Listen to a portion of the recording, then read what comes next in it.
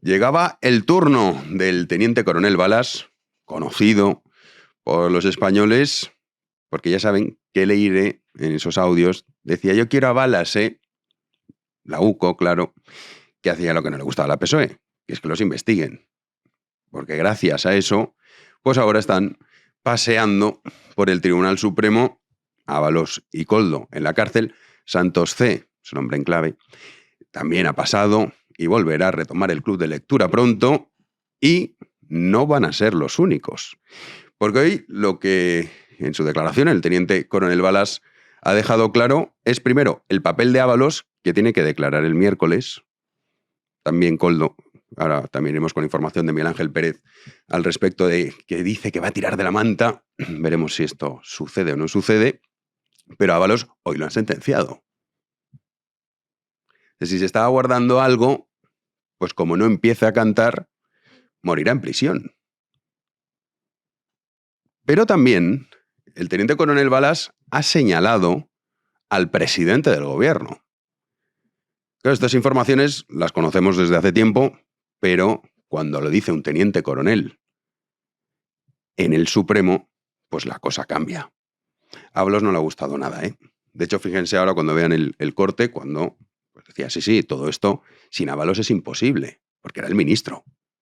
No es verdad, el papel de Aldama muy importante, también el de Koldo, pero el que abría las puertas era Ábalos.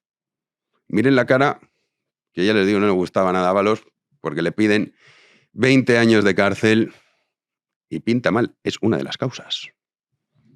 Sí. Pero ¿cuál es el interés del ministro? Es decir, ¿qué actuación indispensable dentro de la estructura jerárquica, orgánica y funcional tiene el ministro dentro de esa operativa? Distribuye, organiza, articula. ¿Qué hace el ministro según ustedes? ¿Qué es lo que hace? Lo más grande.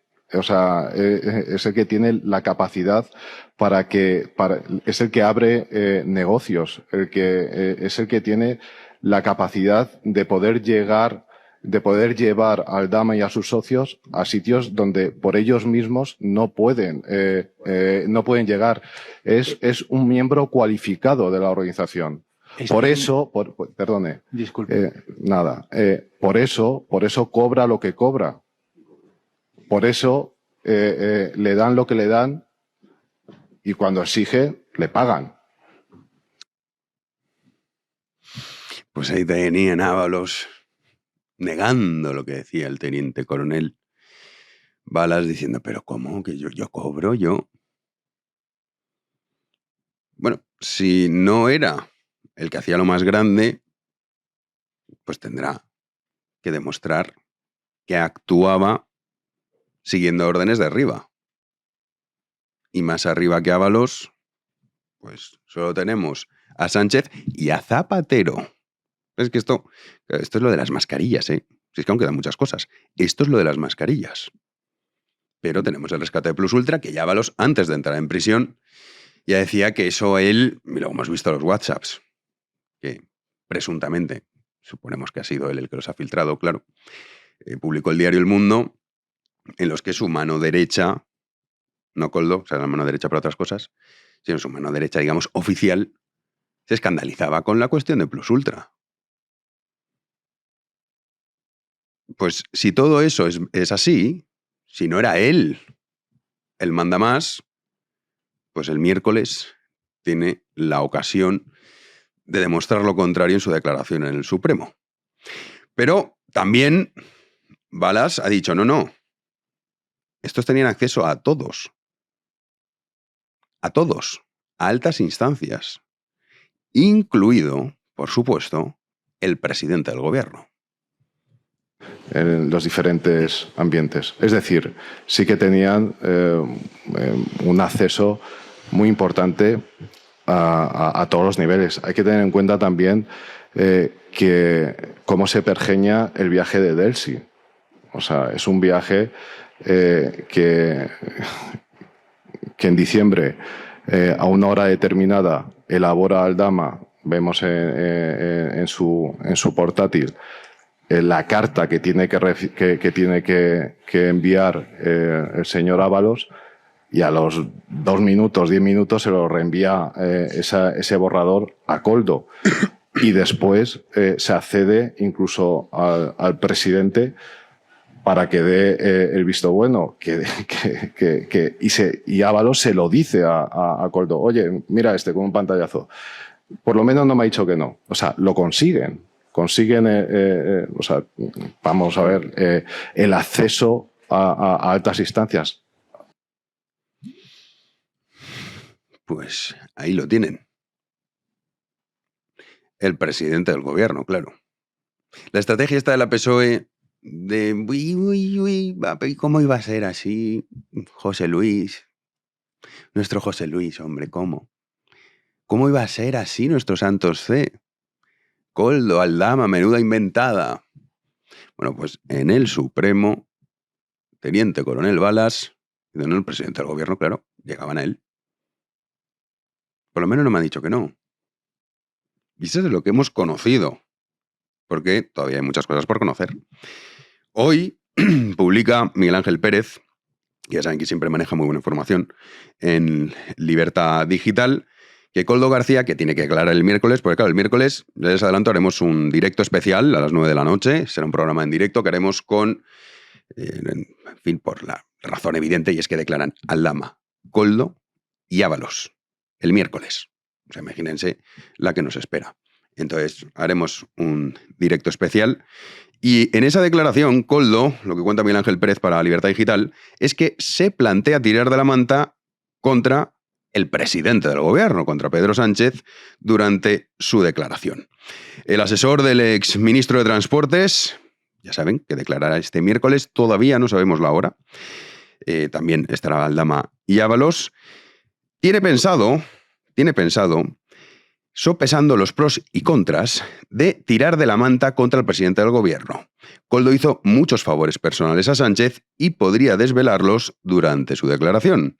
Además, posee numerosa información contra el que fue secretario de organización de la PSOE y mano derecha de Pedro Sánchez, también Santos Cerdán, claro, que luego están las traiciones, la traición de Santos Cerdán a Koldo y a Ábalos. De quítate tú que ya me pongo yo, lo típico de las mafias, esto en las películas ustedes lo han visto. Koldo García tiene que valorar si abre fuego contra Sánchez y Santos Cerdán en el primer juicio de la trama corrupta o bien guarda esta información para negociar en el futuro, ya que está investigado también en la pieza sobre el cobro de comisiones ilegales a cambio de adjudicación de obra pública. No obstante, el exasesor tiene ganas de que se sepa toda la verdad y de vengarse. Las mismas fuentes consultadas por Miguel Ángel Pérez afirman que la declaración de Koldo se centrará en intentar demostrar que gran parte del dinero en efectivo que manejaba procedía de la PSOE y que los gastos que presentó el entonces asesor no cuadran con la contabilidad del propio Partido Socialista. Pues se les acaba el tiempo. Ábalos se ponía nervioso. Decía, ¿pero qué está diciendo el teniente coronel? Bueno, pues el miércoles tiene la oportunidad de decirnos realmente cómo funcionaba la trama. Lo intuimos, pero claro, una cosa es intuir y otra cosa es saber. Y Koldo, lo mismo. Ya les digo, el miércoles saldremos de dudas porque van Koldo, Ábalos y Aldama. Recuerden, programa especial que haremos a las 9 de la noche en directo aquí en Big One. Otra de las noticias sin duda relevantes de este fin de semana ha sido el tercer intento de asesinato a Donald Trump, que se dice pronto, ya pues algunos hasta se han acostumbrado. ¡Ay, lo han vuelto a intentar matar! Pues es algo incomprensible. Como también tenemos la fortuna de contar aquí en Big One con David Alandete, que él estuvo presente. De hecho, si no lo siguen en X, de verdad, síganlo, porque es que en su cuenta se entera uno de todo enseguida. Y además lo explica a la perfección, pero es que además hizo un vídeo estando ahí, diciendo esto acaba de pasar, esto es lo que está sucediendo, toda la información que se tiene hasta ahora. Así que vamos a conectar con nuestro querido David Alandete para que nos lo cuente. ¿Qué tal, David? ¿Cómo estás? ¿Qué tal? ¿Cómo estás, Jano? Un gusto estar contigo. Bueno, cuéntanos cómo lo viviste. Cena de corresponsales, todo a priori, pues en fin, una cena más, y de pronto el gran susto. Pues sí, estábamos, ya habían servido el primer plato, había hablado la presidenta de la Asociación de Corresponsales de la Casa Blanca, estaba un mago que se habían traído a hacerle unos trucos ahí a Trump mientras iba a la cena. Era un espectáculo tradicional, ¿no? De los de la cena de corresponsales de la Casa Blanca, hay un breve espacio de tiempo en que te dejan comer antes de que hable el presidente. No se alarga mucho. Y justo a las 8:30, 8:34, oímos unos ruidos, un estruendo. Yo, como Trump, pensé que es que había caído una bandeja o se había tropezado un camarero o algo así. Es lo que pensé, de verdad. Pero no, lo que pasó claramente es que este tipo, Thomas Cole Allen, entró con un rifle, con pistolas, con un cuchillo, corrió por donde estaban los guardas de seguridad en la entrada y desde allí empezó a disparar y fue reducido. Y ahí empezaron todos los asistentes a la cena a esconderse debajo de la mesa y yo empecé a grabar en ese momento y pude ver cómo evacuaban al vicepresidente J.D. Vance primero y al presidente Trump después. Sí, esas imágenes son las que pues, se ven entrando, digamos, parte del ejército, ¿no? Puede ser los que entran. Bueno, es que, claro, está el servicio secreto, que es el que protege al presidente, al vicepresidente, a los cargos, y es el que estaba encargado de la seguridad en el recinto, pero la Guardia Nacional está desplegada en Washington. Entonces, inmediatamente se llama a refuerzos, acude la Policía Local de Washington, la Guardia Nacional, que es un cuerpo militar de reservistas, y también vi incluso, Jano, agentes de la DEA y, por supuesto, del FBI, que empezó a investigar inmediatamente, es la Policía Judicial. Bueno, comentamos que es el tercer intento de asesinato a Donald Trump, pero claro, la cuestión de la seguridad ya empieza a plantearse porque es que, ¿cómo puede ser que llegue hasta ahí? Estando, comentabas también, el vicepresidente de los Estados Unidos, Donald Trump, la primera dama, sorprende, ¿no? Pues la verdad sorprende lo mal organizado que estaba todo. El hecho de que yo entré por la alfombra roja al principio y pude acercarme al secretario de Estado, Marco Rubio, y al de Defensa, Pete Hegseth, y estaban cerca, al lado de donde yo estaba, y pude llegar hasta ellos, Jano, sin haber pasado un solo detector de metales. O sea, yo podía haber ido armado y haber tenido a Marco Rubio aquí. Sí, lo subiste en X. En X lo subiste, sí. Dijiste, además que se vea, lo tienes a 1 metro. Se lo dije a la jefa de prensa, Laura Ortiz, de Marco Rubio, y se lo llevaron inmediatamente, porque era una zona no segura. Y después pasamos, y también la otra cosa es que a ti te dan la tarjetita, que es la entrada a la cena, pero puede ser una fotocopia, nadie lo examina, no viene tu nombre, puede robármela a alguien o fotocopiarla y entrar. Y está claro que había detectores de metales y tal, pero alguien podría haber escondido en el interior algo, ¿no? Algún arma, alguna cosa. Y si este tipo se dice, no, es que estaba en otra planta, estaba en una zona más elevada, pero si hubiera corrido un poco más, hubiera logrado entrar haciéndose pasar por lo que fuera, y hubiera escondido un arma antes, podría haber provocado una verdadera masacre. Iba armado como para ello. Sí, de hecho, ahí, corrígeme, ¿2 heridos? ¿O 1? Está herido el policía, uno de los policías del servicio secreto, que recibió una herida de bala en el pecho, y yo creo que es el único. El otro es él, que cuando fue reducido fue herido y fue ingresado en un hospital. El atacante. Y igual que pasó con ese atentado, vamos, es que hay varios, pero el más conocido fue ese disparo que le roza la oreja. Se criticaba mucho de quién depende la seguridad. Para aquel entonces no era el presidente de los Estados Unidos, pero ahora sí. O sea, ¿cómo es posible lo que tú contabas de Marco Rubio? Es que lo subiste en X y, claro, alucinas. Dices, pues es que lo tenías a 1 metro. Sí, no, menos de 1 metro. Si lo tuve aquí, estuve hablando con él un rato. Y estuvimos hablando de Colombia, de tal, y lo tenía aquí. Y yo digo, yo estaba alucinando el hecho de que yo venía de la calle, ¿no? Entonces, si este tipo hubiera querido matar a Marco Rubio o a Pete Hegseth o a quien pasara por allí por la alfombra roja con los periodistas que estábamos allí, pues lo hubiera hecho. Lo que pasa es que decidió esperarse a Trump. Estuvo merodeando y al final pudo entrar donde estaba Trump, ¿no? Aquello es muy llamativo, ¿no? Y realmente, ¿de quién depende la seguridad, Jano? Bueno, primero, esto es la cena de corresponsales de la Casa Blanca. Depende de la Asociación de Corresponsales, de la que soy miembro, pero los organizadores van a tener que estudiar cómo hacen este tipo de eventos y dónde, ¿no? Y porque un hotel tiene sus complicaciones. Y segundo, también del servicio secreto, que es el que aseguró el recinto y el que le daba seguridad y el que estaba al cargo de todo, ¿no?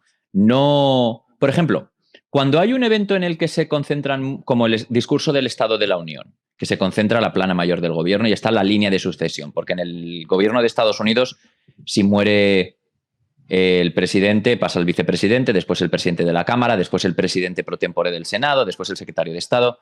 Cuando tú tienes a buena parte de ellos reunidos en un sitio, se elige a un superviviente designado, como se le llama, ¿no?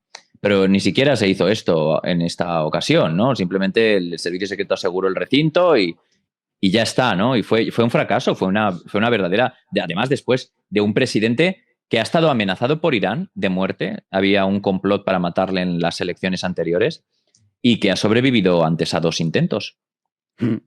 ¿Y Trump qué ha dicho sobre esto? Porque bueno, ha dicho que no sabía que está difícil, que era tan peligroso digamos, esta profesión, para entendernos.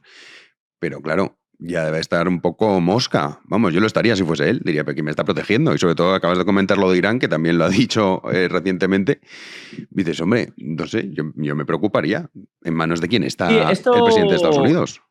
Después de salir de la sala del hotel y de ser evacuado, él quería volver a entrar, porque Trump también no quería irse y quería seguir dando el discurso, pero claro, ya no había periodistas, el servicio secreto se lo desaconsejó y dio una rueda de prensa en la Casa Blanca. Y ahí pude correr yo desde el hotel hasta la Casa Blanca y le pude preguntar yo de eso. Le hice yo la pregunta, de hecho, a Trump sobre si está preocupado por la violencia política. Y el presidente me dijo que no le preocupa, que no cree que sea un problema, cosa bastante llamativa, que estos son gajes del oficio. Eso sí, que nadie le había avisado de que iba a ser tan peligroso lo de ser presidente, ¿no? Y lo comparé, fíjate, Jano, con ser torero. Dijo, es como... hay profesiones de riesgo como la de torero, me dijo. Me pareció algo bastante español, ¿no? Tal vez porque él ya sabe que yo soy español cuando le pregunto y lo comparó con ello, ¿no? Pero sí, me llamó bastante la atención que quiso quitarle hierro al asunto. Porque, no sé, yo si hubiera estado en su situación, primero pediría explicaciones al servicio secreto e intentaría que se depuraran responsabilidades, pero él dijo que no. También hubo un pequeño escándalo porque se sacó primero a J.D. Vance, al vicepresidente, antes que a él, pero él lo explicó y yo lo vi con mis propios ojos, ¿no? Él no quería irse. Él hizo que primero saliera la primera dama, que después saliera la secretaria de prensa Caroline Leavitt, que está embarazada y a punto de dar a luz, y después sacar a los periodistas y salir él el último y quería salir de pie. Él no quería agacharse. Yo creo que tropezó, lo vi tropezar. Él dice que no, sí, que se agachó, pero yo creo que tropezó. Yo creo que tropezó. Que se cae. Es esa imagen en la que de repente... Y que no quiere admitirlo porque Trump no se cae. Él no quiere caerse. Pero yo creo que se cayó por lo que vi y él dice que no, pero bueno, y al final se fue, pero a la fuerza, ¿no? Aunque no quería. Sí, luego, bueno, teorías ya sabes que hay... Vamos, para todos los gustos. Han sacado también la foto esa que está el mago justo haciéndole el truquito y sale la foto, no sé si has visto esa imagen que Melania está asustada como diciendo ¿qué está pasando? No, está dice, sorprendida. Mira, él ya por lo el sabía, truco. por eso no está asustado. Diré, a ver, es un fotograma y es evidente que está mirando al mago, no está... No, ahora han salido todo tipo de la gente, documentados en redes sociales, Ramón Espinar, no sé quién, a contarnos que incluso tribunas en El País diciendo que es que, bueno, si hubieran querido matar a Trump ya lo hubieran matado, que no sé qué, o sea... Estamos en una degradación absoluta del discurso público y de las opiniones y de lo que se publica y lo que se dice, que realmente es penoso y lamentable, ¿no? Y que da pena que estemos en manos de políticos, periodistas, analistas de este nivel, cuando yo estaba allí dentro y te puedo decir que fueron momentos de mucha angustia y se evitó una masacre, ¿no? Porque estamos hablando de los fallos de seguridad, pero también es cierto que al fin y al cabo el servicio secreto impidió que se matara a nadie y un agente del servicio secreto está herido. Y por último, David, del atacante, ¿qué sabemos, qué conocemos sobre él?